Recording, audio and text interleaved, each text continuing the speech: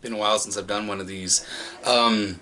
Just took a break from filming for a while. I know my last couple videos I said, oh, I'm going to start doing this again, I'm going to start doing this again, but just life kind of happens, and I've been seeing movies. I'm going to talk about some of them here. I saw, like, X-Men Dark Phoenix, which I didn't hate as much as everybody else seemed to, but it's still easily probably the weakest of the X-Men films. I saw John Wick 3, which I loved. Saw a bunch of movies, but yesterday, me and Krista went to see the Child's Play remake. I was going to have her film a video review with me, but usually pretty girls don't like to be seen on camera with, hideously disgusting, malformed creatures like myself. So, but she pretty much, her opinions are pretty much the same as mine. It wasn't very good. It's not that it was terrible. I'm not like mad I saw it. Easily, probably one of the most disappointing remakes I think I've ever seen. Not the worst. I would sit through this 100 times before those fucking Friday the 13th and Nightmare on Elm Street remakes that came out like 10 years ago. The Platinum Dunes ones, those were, Jesus Christ, those were awful. Wasn't nearly as bad as those. But I'm a big Chucky fan. I like the original Child's Play movies. I like all 7 of them. I even like the direct-to-Blu-ray ones. The Curse of Chucky and the Cult of Chucky. I actually quite like those movies. Yes, Seed of Chucky is the worst of all of them, but it's so bad it's good. And me and the guy at the movie theater, he was asking me, he's like, "Are you a Child's Play fan?" I was like, "Yeah." And he's like, "Yeah, except for that one, right?" I'm like, "Yeah, it's still entertaining to watch because of what a fucking train wreck it is." But anyway, washing machine in the background. Ooh, clean clothes. What a... This movie was disappointing because, well, first let me get out of the way the positives of the movie, because I don't want to shit on the whole film. A reviewer named Chris Stuckman, who, if you watch my stuff, you probably watch his stuff too. He gave it a C+, and if I did grading, that's about where I'd be, a C or a C+, because there were things to like about it. The biggest one, Aubrey Plaza. I mean, Aubrey Plaza could just sit there and read a newspaper, and for 90 minutes, and I'd pay to see it. Something about Aubrey Plaza, she's just enigmatic. She's fantastic, and then told my wife that if I ever had the chance, I'd leave her for her. But just kidding. She'd never touch me. Anyway, she's great. Aubrey Plaza, fantastic in this movie. Really, none of the acting is necessarily bad. Some of it's bland. Some of the kids in the neighborhood, like that live around Andy, are just your bland, stereotypical poor neighborhood kids in a movie. Really. I mean, there's nothing to them, but it's not like any of them really made me mad with their performances. But, and the murder scenes were actually really cool, and it was mostly practical effect, which I'm a huge fan of practical effect.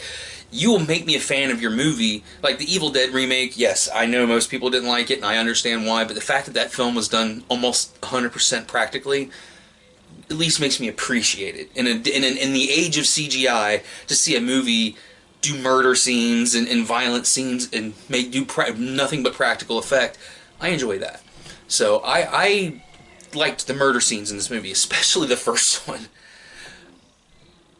Having said that, 3 days prior to seeing this, I watched the first Child's Play, kind of like I did with Pet Sematary. I watched to see how it would hold up and how it would stand up against it. And while watching it, my wife and I both were like, the one good thing about this movie is it gets right to the point. 20 minutes into the movie, the doll kills somebody. We know it's evil. We know what's going on now. The audience is not kept in the dark, and Andy knows that the doll is, well, at least he thinks it's alive. The movie gets right to it. It's 84 minutes long. It doesn't waste time with what it's got. It comes in, it does its stuff, and it leaves. It's not disappointing. There's nothing you would really need to take out. It doesn't drag. It comes and it goes, and it works. The original still holds up to me. This one takes so long to get going. Like, when the good things are happening, it's fun. It's an entertaining film. But those things take so long to get to. And it's not only that they could have cut some stuff out. They could have trimmed this movie by a good 12 to 15 minutes and it would have been the same fucking movie. It's not just that. They didn't do enough with what they had. You have Aubrey Plaza, an extremely charismatic actress who can pretty much do anything you want her to, and this film shows that. She goes from happy, smiling, sarcastic mom, and in the end, she's in a really violent scene, and it's like, oh my god, she looks horrified. So she was great. But you had Mark Hamill. The Joker is, in my opinion, one of the greatest voiceover performances of all time. The Joker, in whether it's from the Arkham games or the original Batman animated series or the several animated films that he's done. I mean, shit, he's voiced Joker in 1,000 things. And it's not like he was bad. No, I mean, Mark Hamill's like, it's impossible for him to be bad. But you had Mark Hamill. You had so much more you could do with his voice abilities, and you didn't do it. It just felt like lazy. That's the best way to describe the Child's Play remake. Lazy. Had a different, more experienced director, I think, gotten a hold of this film, they could have done much more with it. I can't really recommend seeing this in the theater.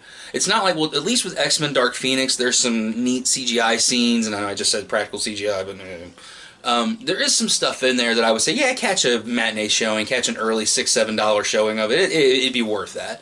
This, wait for Netflix. Wait to Redbox it or whatever. I've never done the Redbox thing. I don't like doing that. But a lot of people do. Dad steal it for free online. This is one that you don't need to rush to the theater to see. We saw it on one of the smaller screens in the Cineplex that I go to, and it didn't take away or add anything to the movie. It was like, this is fine. I think last week I was supposed to go see Shaft with my brother-in-law, but my kid got sick. I think I would have rather just gone ahead and seen Shaft this week, because not very good. Next week is the Annabelle thing, which if you just asked me several years ago when the first Annabelle movie came out, would I be excited about the part 3? I would have been like, fuck no, because that first one was like just not a terrible movie, but as far as like the Conjuring universe, easily the worst of those films. I would watch The Nun, and I've not seen The Curse of La Llorona yet. That comes out on Blu-ray in like 4 or 5 weeks, and then I'll see it. It was in and out of theaters every year. Like, I didn't even have a chance to go see that one, although I wanted to. So, a friend of mine who's probably doesn't want to be seen on camera with me either, because, well, if anything, not like this girl needs to make herself look better, but by sitting next to me, she will look like a supermodel. That's not saying much.